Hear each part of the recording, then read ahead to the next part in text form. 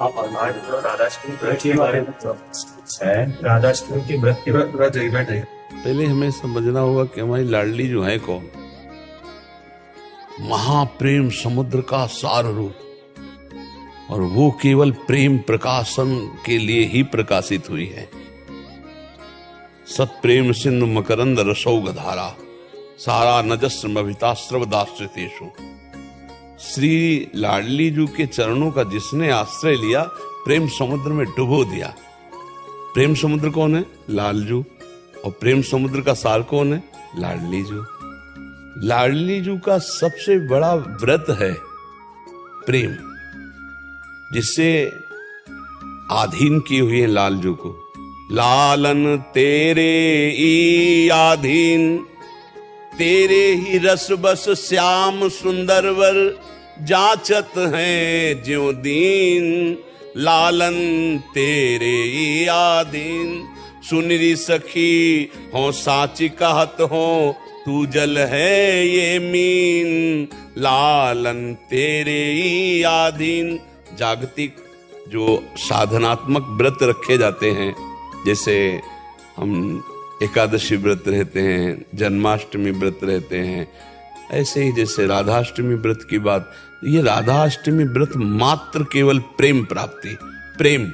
यहाँ लौकिक व्रतों का कोई भी अनुष्ठान पहुंचाने में सामर्थ्य नहीं है। इसलिए यहाँ एक व्रत, एक नियम, एक आस, एक विश्वास, गोरे चरणारविंद का आश्रय लेकर निरंतर राधा नाम में डूबना। इसके आगे हम कुछ नहीं। ज्ञान धर्म व्रत कर्म जिते सब, काहो में नहीं मोई प्रतीति। ज्ञान धर्म व्रत कर्म जिते सब, काहो में नहीं मोई प्रतीत। रसिक अनन्य निशान बजायो, एक श्याम श्यामा पद प्रीति। श्री हरिवंश चरण निज सेवक, बिचले नहीं छाणी रस रीति। 24 घंटे के व्रत से प्रेम की प्राप्ति नहीं होती। एक 24 घंटे का व्रत रह ले, उससे प्रेम की प्राप्ति नहीं होती। एक भी वृत्ति हमारी लाडली जो से अलग न जाए, इससे प्रेम की प्राप्ति होती है। राधा राधा राधा। एक क्षण भी गोरे चरणारविंद का चिंतन न छूटे, एक भी क्षण लाडली जू का भरोसा ना, हमारे माई श्यामा जू को राज भरोसा ना छूटे। मेरी महारानी श्री राधा रानी, हम इसी व्रत की महानता समझते हैं, जो आजीवन एक व्रत एक भरोसा एक, उसके हृदय देश में किशोरी जू का प्रादुर्भाव हो जाता। श्री राधिका इस व्रत में हृदय के निकुंज, नारायण या गौर श्याम को हृदय निकुंज बसाइए। वृषभानु भवन में जो प्रकट हुई, उनके लिए जो व्रत की बातें हैं, तो साधारण ग्रंथों में भी वर्णन है, लेकिन असाधारण जब हमारे इस हृदय रूपी कुंज में लाडली जू का प्रादुर्भाव हो, तब हम समझ पाएंगे कि हमारी प्रियाजू क्या है। जो वैदग्ध सिंधु अनुराग रसैक सिंधु, वात्सल्य सिंधु रति सांद कृपैक सिंधु, लावण्य सिंधु रमृत छवि रूप सिंधु। श्री राधिका स्फुरत में हृदय केल सिंधु। मेरे हृदय रूपी सिंधु में मेरी महारानी जो प्रकाशित, इसके लिए प्रेम व्रत है। आंसुओं से भिंगो भिंगो कर राधा नाम जपना, और जो मिल जाए ब्रजवासियों की टूक उदर में डाल लेना। लाडली हा प्रिया हा किशोरी, इस व्रत से प्रियाजू की प्राप्ति होती है। और लौकिक व्रतों में तो प्यारे जू के जन्म के उत्सव मनाते ही हैं, उनको प्राय सब जानते ही हैं।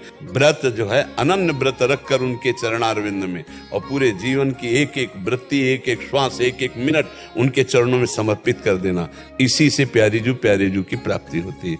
अब जैसे कोई जन्माष्टमी में ऐसे रहते हैं, भूखे रहे 12 बजे, और 12 बजे के बाद इतने पकवान, इतनी वस्तुएं पाले, बोले हमारा व्रत हो गया। हम इन व्रतों का कोई खास महत्व नहीं रखते हैं। थोड़ी सी भूख रखे तो भोजन की चिंतन वृत्ति रही, बाद में भोजन पा लिया, मान लिया श्री कृष्ण का हम व्रत रह गए, जन्माष्टमी या राधाष्टमी का हम व्रत रह गए। ये व्रत तो ये है कि वो तड़पन, वो भूख, वो प्यास प्रतिपल बढ़ती जाए प्यारे जू के दर्शन की, प्यारे जू के मिलन की, और हम अपने देह भाव का विस्मरण करके उनकी किंकिरी मंजरी सहचरी दासी बनकर उनकी सेवा में, ये हमें व्रत समझ में आया है। आठों पहर उनके चिंतन में डूबना।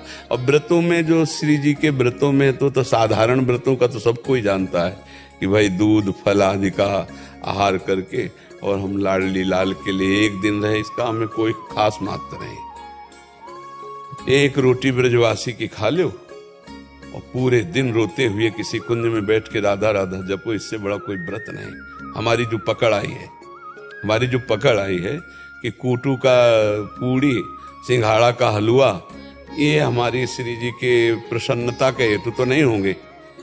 श्री जी की प्रसन्नता के हेतु होगा जब हमारे आंसू बहते रहें और श्यामा हा प्यारी हा लाडली, जैसे भवन में आप वृषभानु की प्रकाशित हुई, ऐसे मेरे हृदय रूपी भवन में प्रकाशित हो। महारानी अब जिया नहीं जा रहा आपके बिना। हमें कुछ ऐसा लगता है कि इसी व्रत से जीव का परम कल्याण होता है। शारीरिक, मानसिक और स्वाभाविक हमारी एक एक प्रवृत्ति श्यामा श्याम में चली जाए, यही सब शास्त्र का स्वाध्याय, सब साधना, सब व्रतों का फल है। अगर ये फल ना आया तो सो सब धर्म कर्म जरि जाओ, जोग कुजोग ज्ञान अज्ञानु, जाने राम प्रेम परधानु। प्रेम नहीं प्रकट हुआ तो जीवन का कोई लाभ नहीं। क्यों महाराज, आपकी क्या इसमें राय? रहते हैं जैसे घर वाले को पूछ रहे थे जी, तो इसलिए हाँ, इसमें खास बात यह है कि प्रातःकालीन बेला में तो कुछ न लेना चाहिए, क्योंकि महारानी जी प्रकट होती हैं और प्रकट होने के बाद महारानी जी का अभिषेक होने के बाद उनका चरणामृत लेने के बाद फिर कोई और नियम धारण करने की जरूरत नहीं। जो प्यारी जी का भोग लगे चक्क पाओ। जैसे श्री कृष्ण जी का प्रादुर्भाव हो गया तो हम उत्सव मनाते हैं ना, 12 बजे के बाद फिर पंजीरी है, चरणामृत है सब। तो हमारी प्यारी जी का प्रादुर्भाव प्रातःकालीन बेला पर हुआ। 4 बजे जब यमुना जी गए तो वहीं से एक नील कमल मिला और उस कमल को एक दिव्य आकर्षण, एक दिव्य बेशुद्ध होते हुए वृषभानु जी आए और कीर्तिजा की गोद में जे हुई तो माता कीर्तिजा को ऐसा लगा मेरे गर्भ से कन्या प्रकट हुई, जबकि वो लाडली जी उसी नील कमल से प्रकाशित हुई, स्वर्ण कांति एकदम। और गोद में लाडली जी का प्रादुर्भाव गर्भ से नहीं होता है, जैसे लालजू का प्रादुर्भाव गर्भ से नहीं होता। वो भय प्रगट कृपाला, वो प्रकट होते हैं, सामने प्रकट होते हैं, पर आभास यही होता है कि मेरे गर्भ से प्रकट हुए। उनकी योग माया का ऐसा प्रभाव होता है, ऐसा आभास होता है। तो लाडली जी जब प्रकट हो गई तो अब तो उत्सव मनाना है ना।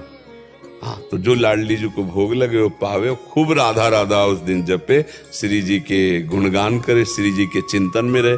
सबसे बड़ा व्रत होता है अंदर का चिंतन। बाहरी खान पान से श्री जी प्रसन्न नहीं होते, आप सच्ची मान। कितने ऐसे पशु पक्षी हैं जो केवल फल आहार करते हैं? कितने पक्षी ऐसे, क्या उनको भगवत प्राप्ति हो जाती है? कितने ऐसे जीव हैं जो जल में रहते हैं, जल आहार करते हैं केवल, क्या उनको भगवत प्राप्ति हो जाती है? कितने ऐसे आजीवन उनके सामर्थ्य नहीं संभोग की, तो वो क्या भगवत प्राप्त हो जाते हैं? हर चीज पर जब ध्यान देते हैं तो ये सब साधन गौड़ होते हैं। भगवान ने एकादशी स्कंद में कहा, व्रतांश यज्ञ छंदांश तीर्था नियमा यमा यथा वरुंदेत सत्संगा सर्वसंगोपहिमाम। मैं किसी व्रत से वैसे अधीन नहीं होता, मैं यज्ञ से भी अधीन नहीं होता, मैं तीर्थयाटन से, वेद स्वाध्याय से, तपस्या से भी अधीन नहीं होता। जैसा भगवत प्रेमी महात्माओं के संग से अधीन हो जाता हूं, क्योंकि भगवत प्रेमी महात्माओं के संग से सीधे प्रेम, चित्त की वृत्ति का आबाद होकर प्रभु में लग जाना, यही भगवत प्रेमी महात्मा के संग का फल है। तो सब व्रत, सब नियम, सब तप एक फल है, हमारा चिंतन लाडली जी।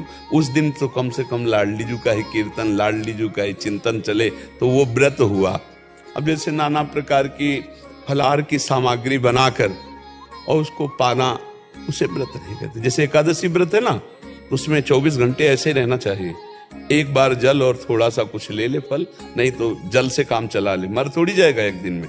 तो ऐसे भगवत आराधना के व्रत किए जाते हैं जब भगवान प्रकट होते हैं, चाहे कृष्ण जन्माष्टमी हो चाहे राधाष्टमी हो। पर जब भोग लग जाए फिर उसमें ये ना देखे कि क्या भोग लगा है, कि प्रसाद पावे, को कीर्तन करे, को गुणगान करे। क्योंकि हमारी प्यारी जी का तो प्रातः काल ही प्रादुर्भाव हो जाता है। लालजू महाराज का जरूर रात्रि के 12 बजे होता है, तब तक उपवास करते हैं भक्तजन, कुछ नहीं खाते पीते हैं, नहीं खाना पीना चाहिए। और फिर जब प्रकट हो गए तो फिर उनका अभिषेक, चरणामृत, पंजीरी, जो प्रसाद मिले उसे पाके फिर कीर्तन करना चाहिए, रात्रि भर जगना चाहिए। तो हमारी श्री जी तो प्रातःकाल सुकुमार तत्व है ना, तो ब्रह्म मुहूर्त बेला पर प्रकट हुई। तो बस उस समय कौन खाता पीता है, उस समय प्रायः कोई नहीं खाता पीता।